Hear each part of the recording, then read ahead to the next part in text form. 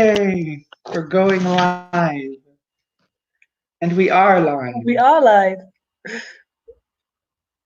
So, good morning, everyone. Welcome to our first hour of 10 to 13 webinars on the beautiful 7th of April.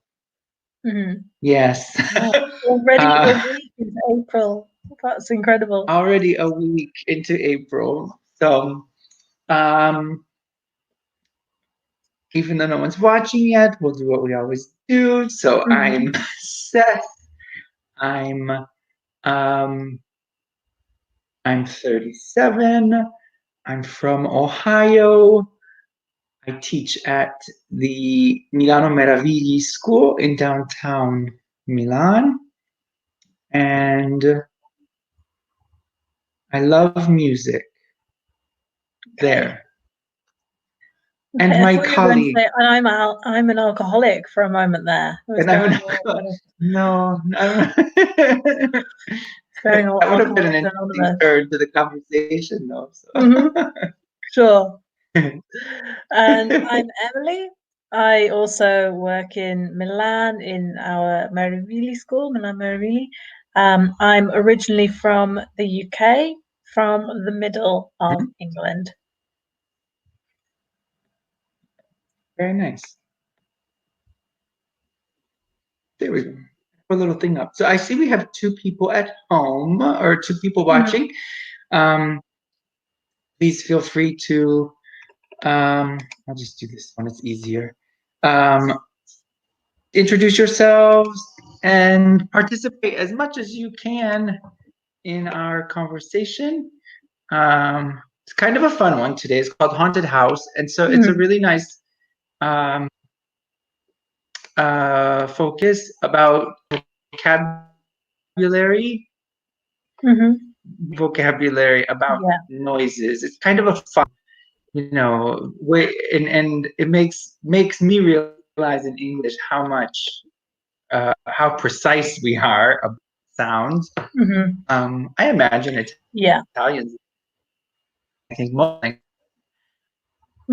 So fun for this, the grammar focus modal perfects. So is like if we hear something and it's like the speculating. So what could that have been?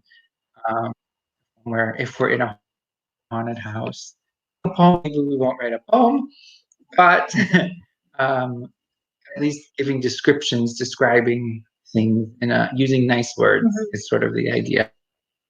So, and we'll begin with fun question about haunted houses and scary things.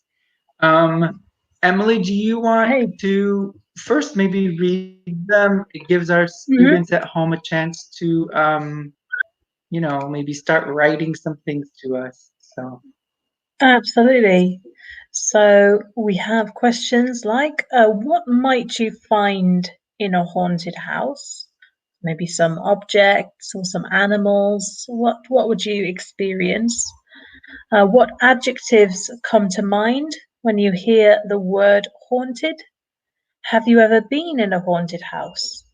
And do you believe in ghosts? And why or why not? There we have it.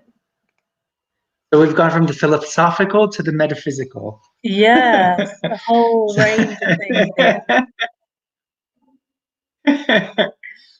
So have you ever been in a haunted house? Have you ever been in a haunted house? Have I ever? Well, for this, I think of two responses to this because I don't know if in England, if you guys have haunted houses, but so we have the idea of like in the picture, maybe in our neighborhood, a scary house that children say is haunted.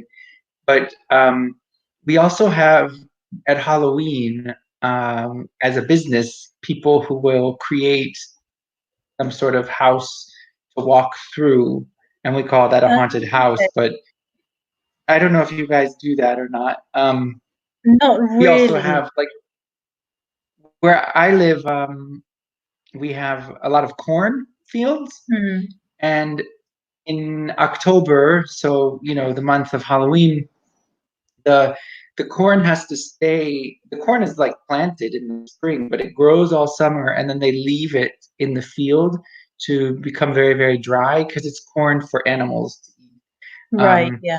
and so even in October, we have lots of corn, and it's all dry, and it's ready to be harvested. It's ready to be cut, and Hmm. they make haunted corn mazes Oh, where wow. you walk through these cornfields and there are people dressed as zombies or Wow. ghosts or whatever, and they come and I have never, and so then the answer to both types of these Hmm. is I have never been in a haunted corn maze or a haunted house that's made for anything.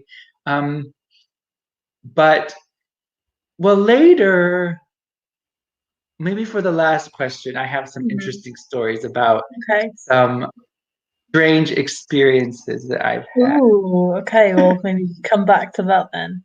No, in the Yeah. Have UK, you ever been? we don't really have haunted houses in the same way. So there are haunted houses in a theme park, where there are lots of Yeah. rides. Um, so you can go in a haunted house then, which I haven't actually done that Okay. before. But we don't really Yeah. have Thinking about it. houses. Hmm, we don't really have houses in our areas that we call haunted houses, or not in my area anyway, because I think the oldest houses we often talk about them having ghosts, but they don't become known just for that. It's just maybe one element of the house. So yeah, Okay. it's maybe more commercial. The haunted house in the UK. It's not so common. And I'm no, rethinking I now haven't of been in a haunted house. yeah, in the United States.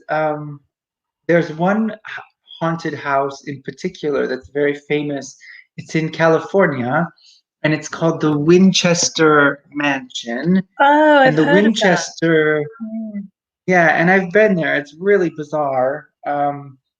The Winchesters were a family that in the 1800s was one of the first families that, like during the Industrial Revolution, was Mm. mass producing rifles, guns. Oh, wow. And the Winchester rifle um, is in the United States sometimes referred to as like the gun that conquered the West because the new Okay. country was moving west, and so Yeah. that those guns were used to unfortunately kill a lot of Native Americans.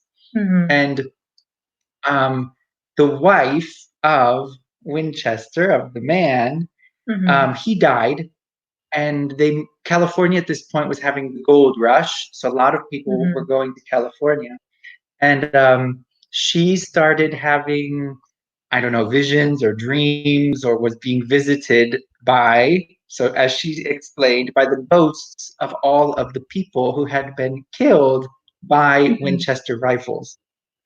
Wow. And and she A lot crazy then. amounts of money. Yeah, very, Mm. very rich people. And she started to um, this house that they lived in, she started just building, making it bigger and bigger and bigger. And she said that she was doing this because she was giving room. She was giving a house to these people, to these ghosts, who told Hmm. her that if she continued to build, they would not haunt her. They would not, come after her. And Wow. every night, yeah, and every night she would go into one small room in this house, and she said, and would have a séance, would talk to the ghosts, Hmm. and they would tell her what to do to the house, what to build. Huh. And so for this reason, the house is very strange. There are doors in the floors. There Hmm. are windows that look into other rooms. There are even doors that you open the door. It's very high. It's like 7 stories at the highest point. It's a very, very big, Mm. it's very, very big building. But there are even doors that you open that go to the outside, but you're up on the fifth or sixth floor. So if you were to walk Mhm. out, you would die. You would fall to your death. It's very, very Yeah. strange. And it's very, very creepy also because she was not interested in making the house beautiful. She was just interested in building. So that it's not, there are no, even on the walls, everything is just wood. Huh. It's very basic. And so it really gives that sort of haunted house Yeah, feeling it sounds because very it's not a creepy. house. Yeah, and she was obsessed with the number 13, which is another number that's sort of, often connected with that. So, Yeah. so that it gives you Hmm. this weird feeling like 13 windows in a room all over, whatever, 13 Yeah. stairs. And even all of this stuff just makes you think like, oh, could something be happening Oh, here? It's really bizarre. So definitely. Yeah. Yeah. No, it's interesting. I can't think of similar examples of that. Quite often we have maybe local ghosts in a village or a star town. mhm. So near where I went to school, there was a town called Wem, which is the most amazingly British name of a town, Wem. How is it Um, spelled too? WEM? yeah, just like that. Yeah, and That's really weird. it looks it's a horrible town because it looks like it hasn't changed at all since the 1950s. It really does. Like everything is boarded up. When? It's yeah, Oh. it's a really strange place. And they have a local Mhm. ghost. I think I think she's supposed to be the ghost of a girl who died in a fire in the town. Okay. But again, there's not really a set location for her. She's just the town ghost. I'm looking at Wem online. But don't. There's nothing to Oh, see, see there. to me, it's so cute and It's not British cute. looking. It's not cute. Oh, they've done a I good remember job photographing. my mum and I were once driving to, I think we were trying to go to Wales, for scenery or for something like that, and we kept Uh, getting lost and ending up in Wem, and we thought, no, no, we don't want to be here. This is miserable. There are a few nice. towns like that in the middle of England that are just completely unloved, that have That's a some fun. interesting kind of local history. Yeah. It's making me think of. I see our lesson probably moving away from maybe this Mm, vocab because now I'm yeah. thinking of more stories, and I think you will too. And I put Mhm. up if we have 2 people watching, so Emily and I now are just kind of sharing like stories about ghosts, local things, and I would Mm. imagine that Italy has these too. So Yeah, I bet. if in your particular town or nearby, like I've read some stories about the Duomo in Milano, and apparently there's a ghost that lives there. Okay. But if you're at home and you have a story and you want to give us a few details, that would be really fun. It's making me Hmm. think of my local legend. Okay. These are maybe some nice words related to Yeah. second question, because you and I are using some really nice words. So, Hmm. local legends, these are things that pretty common type phrases. Hmm. Um, in my town, I live in the countryside, and the towns are very small. And um, so in between, to drive from one town to the next, you drive down, we call them the back roads, the country roads, where, Hmm. very few people.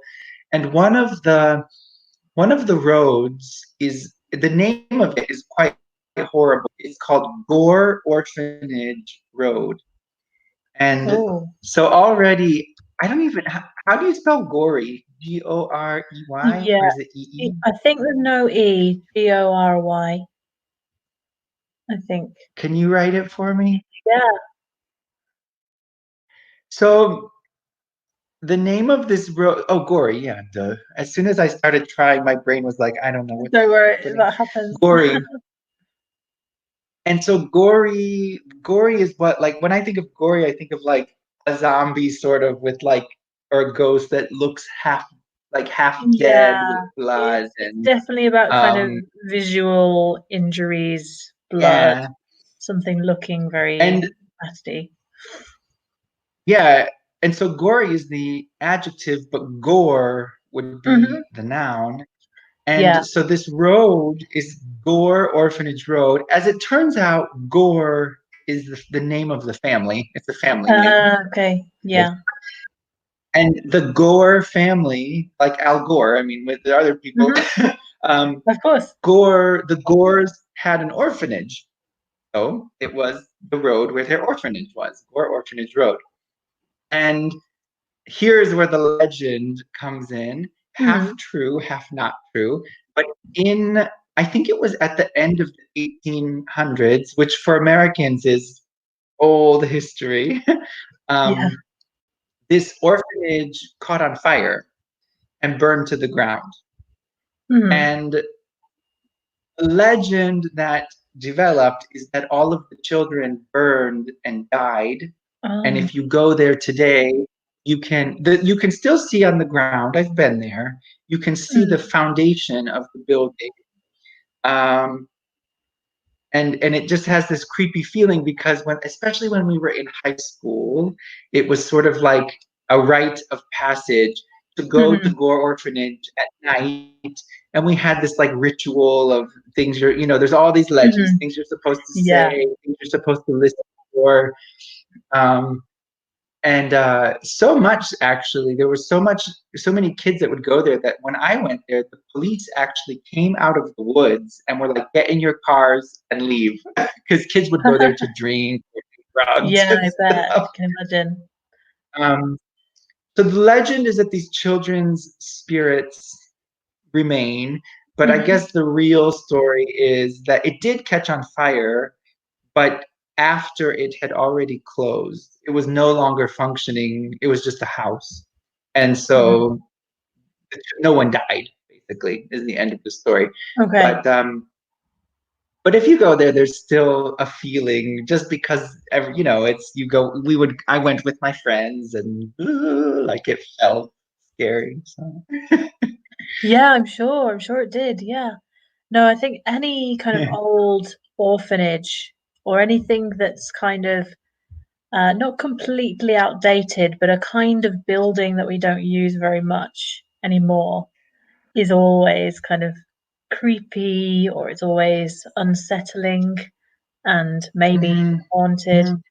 Hmm. It reminds me of going to a workhouse, an old workhouse, which is a building that was used in the Victorian era for very poor people who couldn't support themselves. And so they had to go and live in this house where, as the name suggests, they had to do work within this house for the government to support them. Um, I guess it's like being on benefits now, except you had to be in this specific building and you were separated from your family members. Um, and I went to a very old one near where my grandparents lived, and that was very unsettling because it's a building we don't completely understand now because no one can use it now, Oh, and it seems so kind of distant in terms of our experiences, and yet yeah. so human because you recognize where people would sit, where people would work, and you know the Hmm. different areas of the Yeah. place for different people. Um, so it's yeah, it was an interesting place. I think places like that, places like maybe old asylums, old places where they used to put mad people. Um, there's the famous one in England called Bedlam. You might have heard of that one. Hmm. Yeah, I think any kind of place like that kind of is likely to be haunted in some way Yeah. or Yeah. feels haunted. Yeah.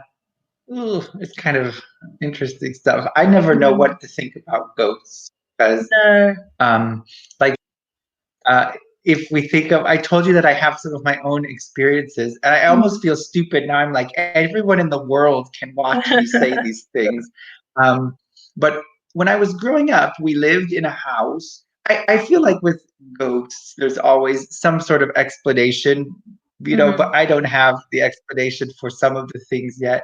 Um, in this house that we lived in, um, it would happen quite often to both my sister and I that it was an older house. It was about 100-year-old house that we lived in, and it happened quite often that during the night. And in this house, it had two floors. My parents slept downstairs, and my sister and I, the only things upstairs were the two bedrooms and a little bathroom, and so we slept upstairs, and we each had our own bedroom.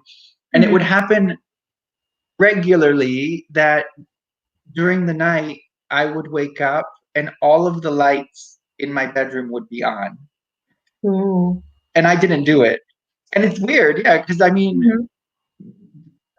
and I know that, and that's why it's just like I don't know. And I remember I would often ask my sister, and it would happen to her as well, which is all the lights would be on. And my sister used to play lots of jokes on me. Mhm. So so I would act like, "Are you doing this?" And she would always say, I could." She would say no, and I tended to believe her because of the way she said it, because she seemed afraid, like why would our lights go on? Um, um, Especially things that like had, like lights that you had to like physically move Yeah, to yeah. act to turn on. Like how did things, and even like electrical things, like even like stereos, anything, like just everything that could be turned on or off would be on. TV, Mhm. everything. It's kind of weird. Wow. Yeah, um that's very weird. and so that was just like the an interesting thing that we would notice, or that, and um my dad at one point in that house, he was remodeling my sister's bedroom, and so to do this he needed to take down part of a wall, because he wanted, the wall was just becoming old. It was a plaster wall, it was an old wall. Mhm. And when he took down this wall, inside the wall, like there's all the wooden boards that are holding up the Yeah. wall, and on some of the boards like that were this like perpendicular in between the boards, Mhm. there were little bags laying on all of those. I remember when my dad took this wall down. It was in the summertime, and I remember him yelling to, like, Seth. Andrea is my sister, saying, "Andrea, Seth, come into the room." And we came in, and he was like, "I want to show you something because um, I've discovered something and I need to call the police."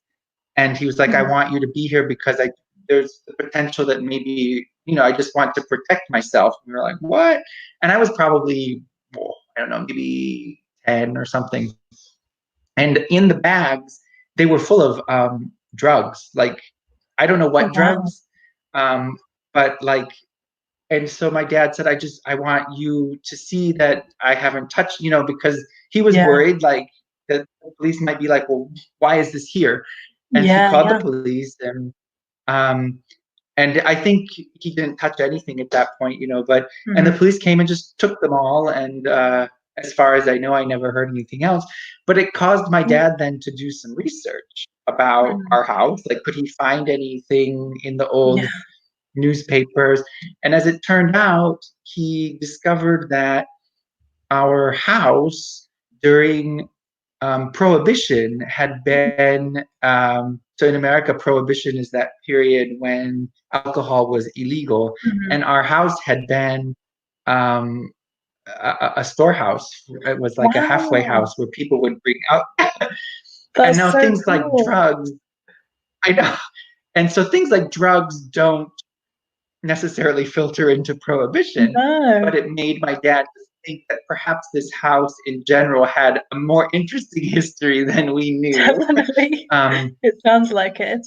and we used to get letters as well that my dad started opening, because they would come frequently enough that I think he was just kind because in the United States, opening mail that isn't yours is illegal, but it was arriving Right. at our house, and but he would get these Mm. letters, and the letters he would never let us look at them. I think because we were little and things, but I would see the envelope sometimes, and there were things drawn on the envelopes like patterns and Oh. shapes and things, and he started reading them, and I remember him later when we were older telling us, and we had left that house, that Hmm. he got the impression from reading the letters that the letters were coded because they were always talking Okay. about things in a way that didn't make sense, but using words and Mm. animals and things.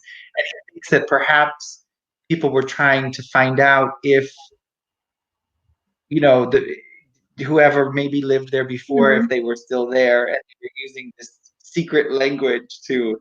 This is Wow. kind of interesting, like, That's all so right. interesting. I love things like Yeah. that, even though it So, must be quite scary being in the middle of it, because you might think there's some well, kind of I think gang involved or something. I think I think for my dad, maybe he recognized that he needed to be, which is why he didn't let us see anything. Maybe just needed to be Hmm. careful in the event Yeah. if it was a drug thing, could be Hmm. potentially. Where I live is not dangerous for that, but at the Hmm. same time, it's not something Yeah. you want to put yourself into. So, No, absolutely. You just never know with that kind of thing, do you? That's so interesting. yeah. I don't think there's anything similar about the house I grew up in. Though I remember when we redecorated and we took off all the wallpaper just to get it ready to repaint it, to redo it, then someone had scratched into the wall. I don't remember the specific date, but it was 1942. It's like some date in 1942.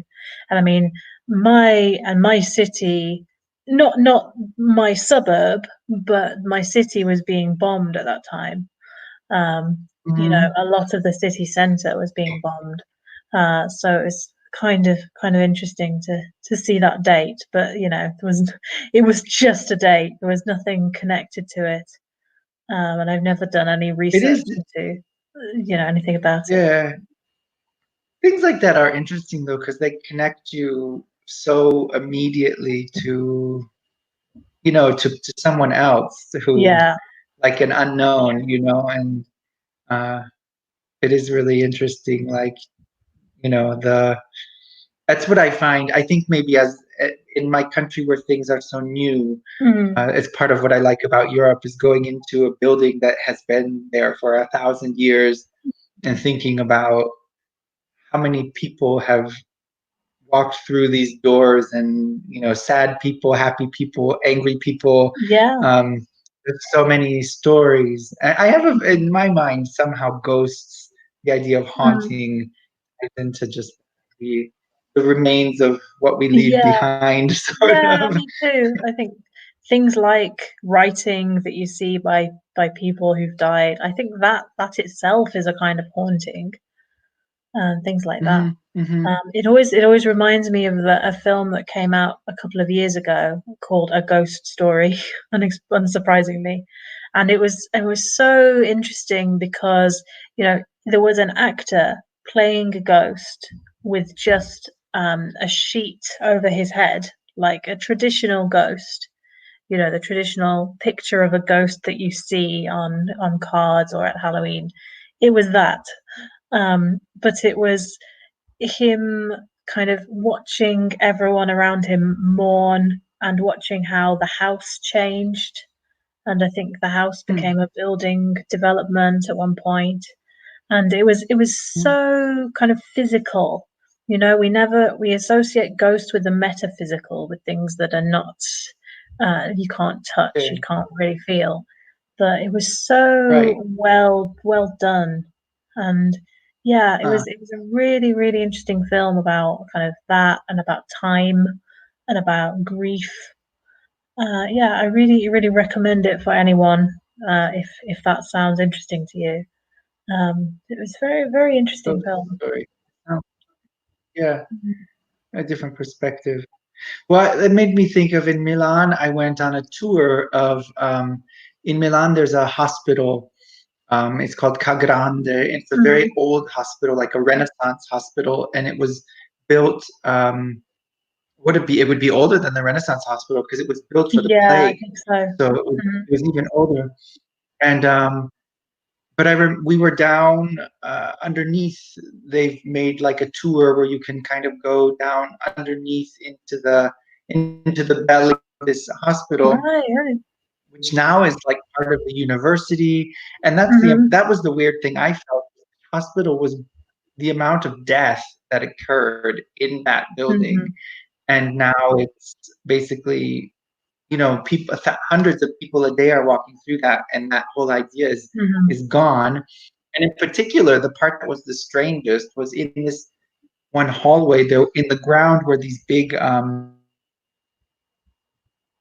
stone, but there were big. You could tell that they were stone, like how am I saying, like not like a sewer, but that there were stones that if you were to lift out, it would go down into like a chamber Oh, underneath. okay. You could tell. Yeah. And So like the a woman trapdoor explained sort of. to us, yeah, like a trap door, a door in the floor kind of, but it was a big stone. Hmm. And the woman told us that what those actually were, it's where they put all the into these they put the bodies of the people who died of the plague, Yeah. Wow. and there were Wow. like of them. And she said that I don't remember the exact numbers, but it was like tens of thousands of bodies that and the bones that they Yeah. found in them. And just thinking that like I'm standing in a place that was full of sadness Hmm. and death and sorrow, um and had become very sterile, Hmm. and even to the point where I think they do like, because it was a very old, it was a vaulted like brick, like a long corridor, Hmm. but we were down underground somehow. And they have dinners in it. So you can sit, they have, which is very Milano, Wow. to go down into this cavern and have dinner. But you're sitting on top of these rooms that for several hundred years had the bones of thousands of people in them. Wow. That's Okay. amazing. Yeah, it is. Yeah, I think I once had dinner in a crypt as part of an event, like underneath a church, and that was weird. I know. And also, I genuinely don't know if this is true, but I remember hearing a myth that in London, parts of London, the ground is still uneven because of the number of plague victims they just put somewhere. Um, I suppose around a churchyard, if possible, but they didn't used to bury the victims properly because they had no time to. So it's amazing how that kind of thing can shape ideas and shape Yeah. the landscape as well. Supposedly, Yeah. I don't know if that's true Um, or not. yeah. Well, Sylvia is from our school. You know Sylvia, don't you, Yes, I Emily? I do. think you Hello, probably, I'm Sylvia. sure, yeah. Welcome, Sylvia. You have entered into a very strange conversation. We're Hmm. talking about ghosts and death, and at this point, we're basically having a nice little chat, a coffee Yeah. talk Hmm. about these things. Um, but Sylvia, if you know any sort of ghost stories about, because I know that you're from Lombardy as well, uh, let us know. Yeah, I'll be maybe happy any to see you, local ones. Sylvia, back at school. Hmm. So, well, maybe with the time we have left, we can get into some of these words because Hmm. we have thoroughly exhausted. Hmm. So I very think good. we have, yes. All right. So what this is just getting into really specific vocabulary that we use for sounds. Um, Sylvia says there's a famous town near Lecco. What's it called, Sylvia? I'm going there after the quarantine. Let's go see some haunted houses Field trip. Yeah. near Lecco. Hmm, nice field trip to some haunted Oh, houses. she doesn't remember. She doesn't remember the name. We'll look it Oh, up. We'll find yeah. it. Hmm. Um, do you want to read for us these questions? And if people at home want to try and Hmm. guess the meanings, Yeah, absolutely. So we want to know what sound each animal makes or what the correct animal is. So what might howl? So we have an owl, a wolf, and a bear. So be careful with pronunciation here because, howl has the h sound at the beginning, and owl, of course, is the animal without that sound. And then what might creak? So an old door, an old lady, or an old record player. And what might pop? A cat, a beer bottle, or a balloon. So you can use the way these sounds, how you use the way you pronounce these sounds to help you. So especially pop. Yeah, it can Think about help. how that It can sounds. help. Hmm. And it's kind of interesting because I'm these verbs to all three creates some religions in like an old It lady does. creaking. I kind of like Hmm. that idea. Not the best Hmm. answer, but it does give a very nice visual. um, ah, Thank you, Sylvia. Sylvia's trying some answers. Let's see. So she says an owl for howl. Oops, I'll let you click, Emily, because I think we're Okay. both clicking away. Um, so the first one for one, Sylvia has said an owl. Would you agree, Emily? So I wouldn't for this one. I know they sound similar, they rhyme, but howl is actually a wolf. A wolf howls. Oh, that's howling. That's a good one. Good one. Thank you. Thank you. You've been practicing Yeah, that. usually with howl, we have this a wolf, a long, a Hmm. long sound. Yeah, absolutely. So What the is second one. for hmm? What might creak an old lady? I like this idea because Hmm. if I picture a little tiny old lady with a walking stick bent, Hmm. um, but again, maybe not the best. Hmm. Yeah. Emily, do you want to explain? Creak? Yeah, so this one is an old door. So think about when a door needs oiling, when it's very noisy when you open it. That's a creak sound. It's this kind of Yeah. long, high sound that you hear. Sometimes you hear it from the floor as Mm. well, depending on how stable the floor is. If you have floorboards. Well, because we even the house I lived in with the light phenomenon Hmm. had creaky floors. So Hmm. when we walked, the floors made a lot of noise Yeah, everywhere you walk. Creaky yeah. floors. And creaky, I think Uh, in conversation we often use just to mean unstable, kind of uncertain. Maybe a yeah. theory is creaky, is maybe a bit old, a bit Mhm. suspicious. Yeah. Yeah. It's true. Um, the last one, I think, Sylvia, you got it right. Three is indeed C. So a Hmm. balloon pop. Um, yeah, a cat popping. Ooh. Oh That no, would be very, no. that would be not be nice. A balloon pops. Um, and even like soda pop. If you think about a Hmm. bubble, if you make bubbles, they pop, right? Yeah. There's a lot of onomatopoeia involved Hmm. with these words. Um, nice.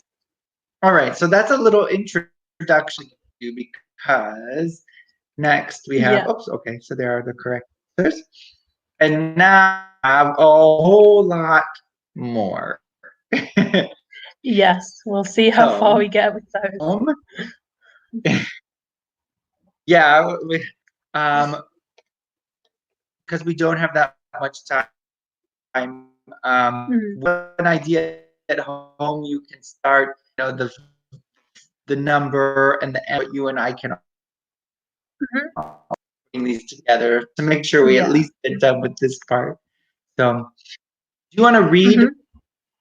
first down the verbs, because Okay. they're kind of interesting Yes. pronunciations too. They they are, yeah. So number one, we have bark. Number two, squeak. Three, wink. Four, chirp. Hoot. Roar. Meow. Bah. Howl. Again, we talked about. And cock-a-doodle-doo. We normally say like that. If we say it at all, which is not very often. Yeah, it's true. Cock-a-doodle-doo. So these are the sounds that animals make in English, which is kind of fun. Um, so notice that, Hmm. and this is also Italian. They use they use the word il verso, the verse makes, and in English we're going to use the sound or the noise. That's the word we'll use. So we'll say, "What does a cat make?" Or what sound? What noise does an owl? All right, Sylvia's starting to get a few of them. And nice job, Sylvia. First one I see Yeah, she's right. nice. Bark is a Hmm. dog. Is Absolutely. indeed a mouse. She's got a few more. So when we get down to cat and Hmm. what's has? Sylvia, you wrote the I wrong word, think not has. maybe that's Fix your an answer. autocorrect or something. Yeah. Yes, I think it Okay. may have been. Bah. Hmm. There we go. Thank you. um, all right. So do you want to do the next few, Emily? You can do Yeah. a few. So oink we use for a pig. And Wink. yeah, often oink oink, often two together, I often see. Um, chirp we have for a bird, Mm-hmm. and Chirps. similarly, hoot is also for a bird, but for an owl. So we talked about owls Yeah. before with howl. So we don't say howl, but we do say hoot. This the sound is Mm-hmm. very similar. So ooh, so hoot is very similar. Mm-hmm. Mm-hmm. Okay, roar. Let's see. So looking over at Sylvia. Sylvia's try is get you're doing pretty good, Sylvia. This I for Mhm, rooster you put chirp, and it's the rooster does not chirp. A mhm. rooster a chirp is for like a little bird, Yeah. a small sound. Mhm. Um, and let's see. So roar. Sylvia just wrote bird roar. No, if a bird roared, I think I would run away. I would think, what is going on? Yeah, me too. Um, Me too. roar Maybe a is very a angry big bird. sound, a very, Mhm. very angry bird. Yeah. Roaring with a lion. It's a big Mhm. sound. Yeah. Lion, maybe a what else roars? Big cats in general, I think Yeah, big roar. cats. Tigers, Um, lions. yeah, and also after we've gone through the animals, I want to talk about the ones that humans can do as well. I think that's useful. Yeah, Humans yeah. can roar as well. Um, I know the next one I saw still for meow meow is Yes, you cat. did. Hmm. Also, yeah, I see ba, Hmm. sheep, bas. Hmm. Um, what do we have left? Oh, the wolf. The wolf Yeah. Howl for a howls. wolf.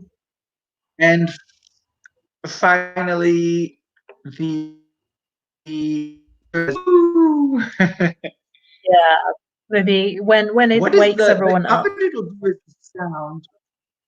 But what do we use? We use crow, I think, don't we? The a Yeah, rooster to crows. crow. Crow is a verb, yeah. Yeah, because cock-a-doodle-doo is what we say for the sound, right? Mhm. Cock-a-doodle-doo. Exactly. Um, but if the specific verb is to crow, a Mhm. rooster crows. Yeah, yeah, Yeah. that's a good point. So I think it's useful also to talk about the ones that humans can do because we often Mhm. use these to talk about the ways that humans speak, that people speak as well. So crow, for example, we do use if someone crows, it means they are very pleased with themselves, um, probably in an annoying way. Someone maybe if someone buys all the food that they want to at the supermarket at the moment, then they might crow over that. They say, "I'm so great, Yeah. I managed this." Um, Yeah. so bark also we could use for humans. I would say just in kind of a military context or quite an official context. Maybe if you're giving orders to someone, would you agree with that? Yeah, I would say that we often this would probably be used when if we feel someone has told us something to do in a very like my boss barked at me, go do this, go there, Mhm. go there. It's Yeah. rah, rah, rah, like a dog. Yeah, So exactly. No politeness. Kind of, yeah. yeah, absolutely. Okay, so Sylvia, I think, was a little confused about what a rooster was. So I believe, or I Oh believed maybe that a rooster is a bigger mouse than the normal one. So a rooster is like no, the male hen, in case you are not sure. I The one that, think in Italian the rooster says kikiriki. huh. I think.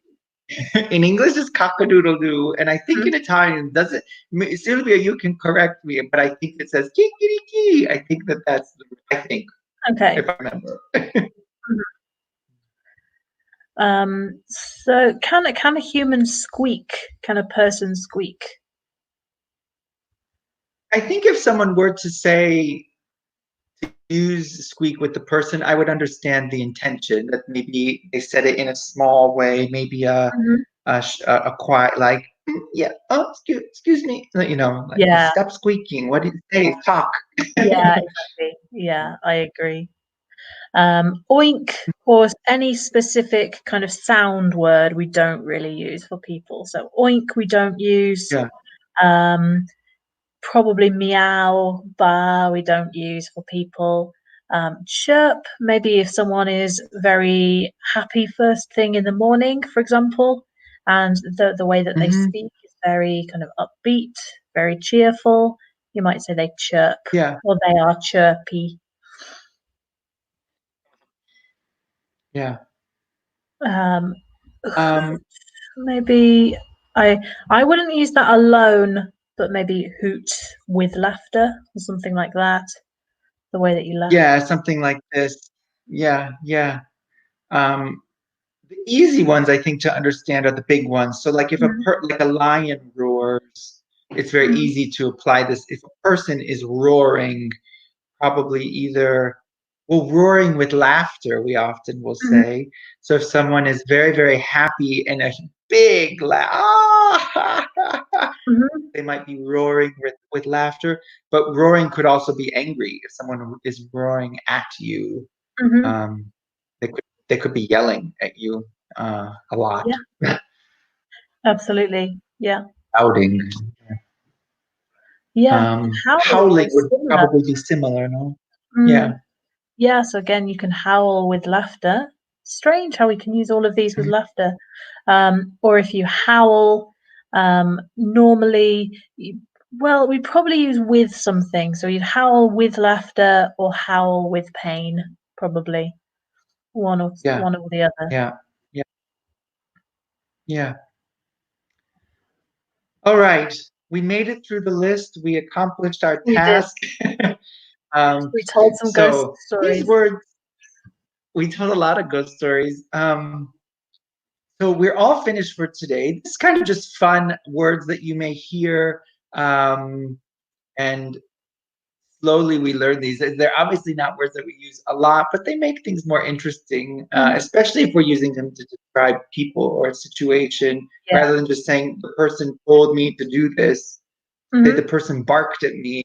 It has a different. It's more descriptive. It's nice. So, Yeah, absolutely. um, well, so thank you guys for coming. Thank you Hmm. for thanks especially Sylvia for helping us out. Yeah. We hope you have a good day. Not a Hmm. scary day, not a haunted house day, but a good No. day, a good sunny April day. And Hmm. see you next time. Yeah. Thank you, everyone. Bye. Bye bye. See y'all later.